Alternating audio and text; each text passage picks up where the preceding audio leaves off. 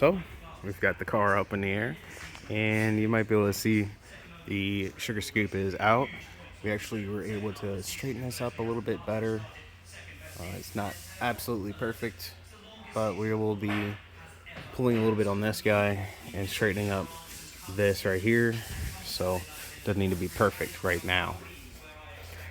Looking at it, we had to remove the fuel lines, fuel belly, so we could actually do the frame rail. As you can see, it's there. And I have the brake line loosely in here just because we can move it out the way. But we're going to be replacing right here on this cap. And trying to get this car straight.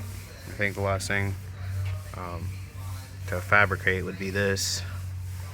And besides that, we're all good to go.